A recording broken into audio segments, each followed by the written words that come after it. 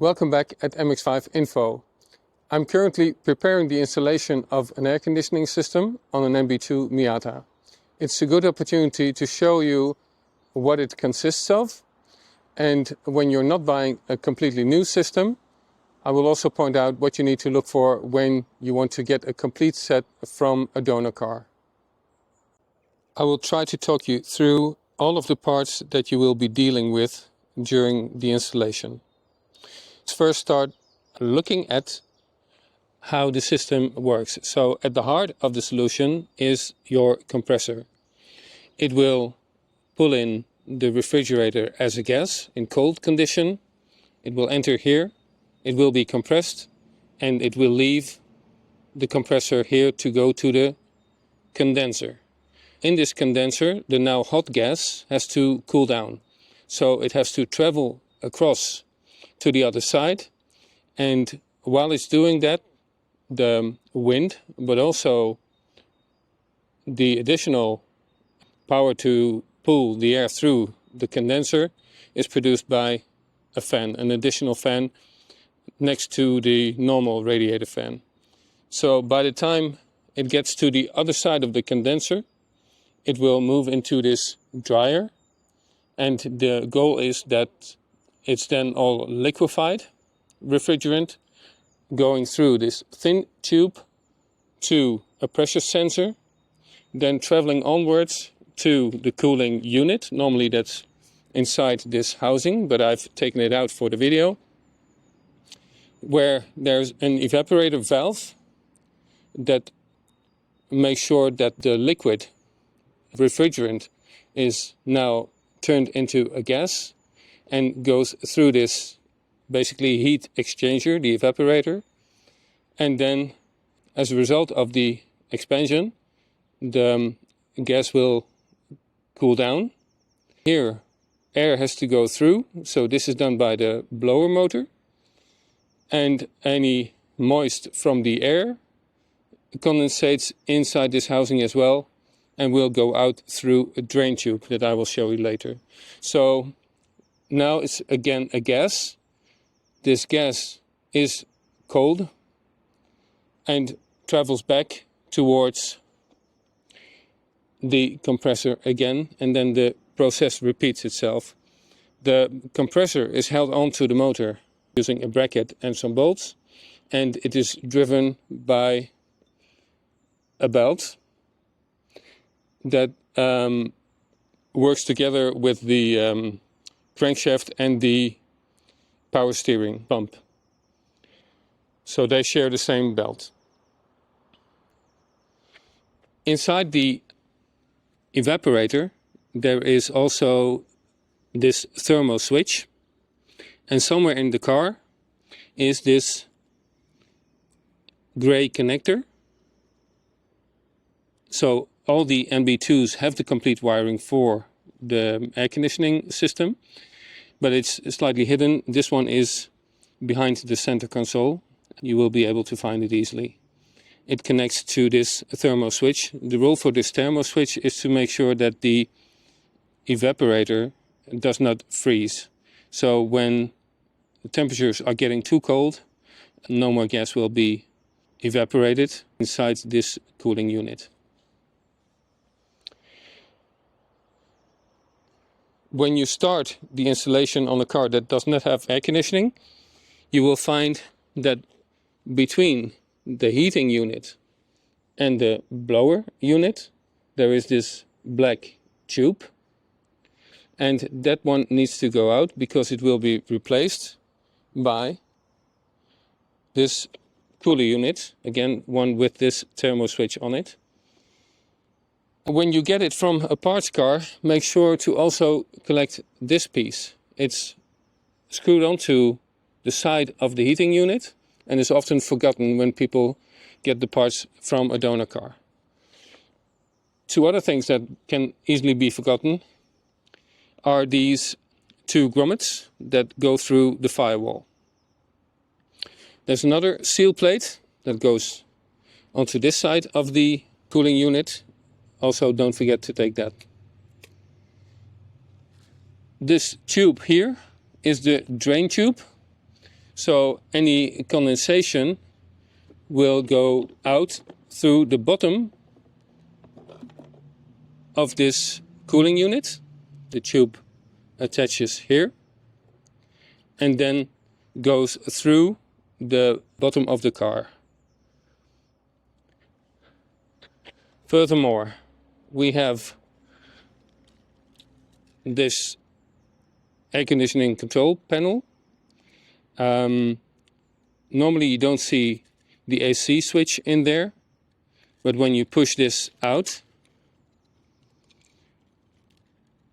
then you can see that it is prepared for the AC. You're just missing this switch that has to go in here.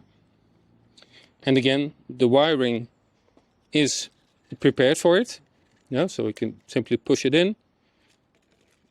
Look for this connector with the pink wire as one of the three that you need. It's part of the wiring harness of the car already.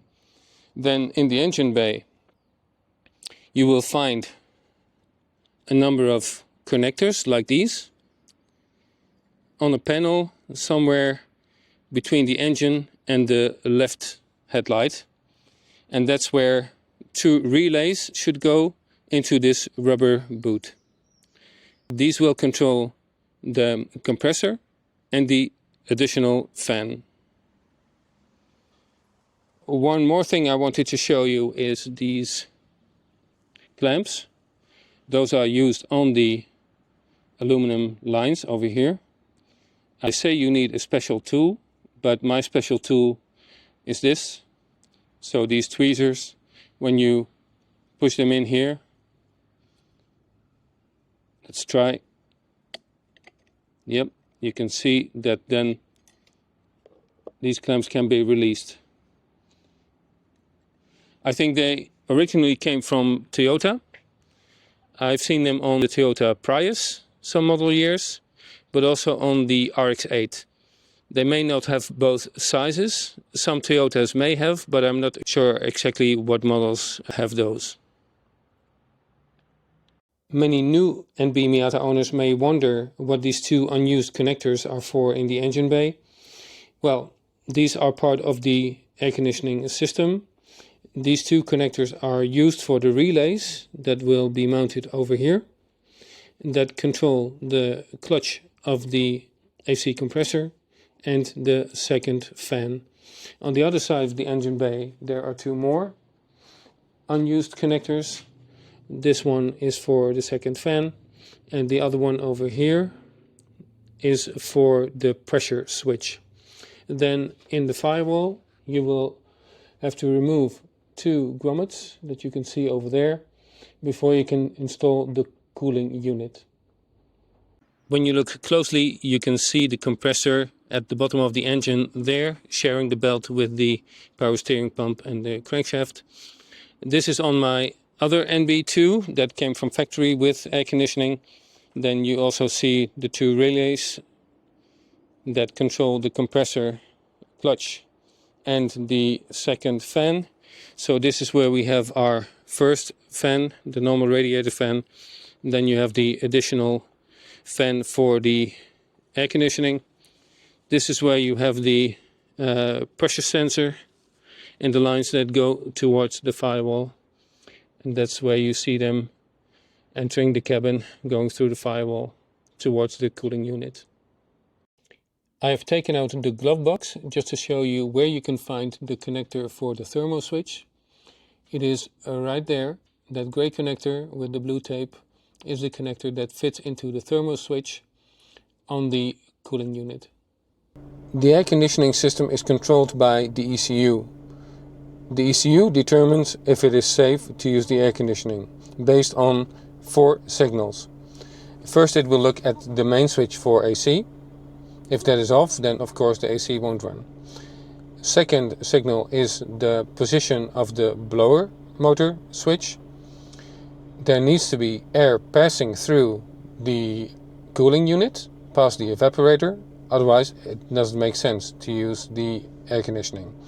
Third signal is the thermo switch inside the cooling unit that determines if the temperatures allow the use of the air conditioning system, and the fourth signal is the pressure sensor inside the refrigerant lines that determines if there's enough refrigerant and pressure in the system to run the air conditioning.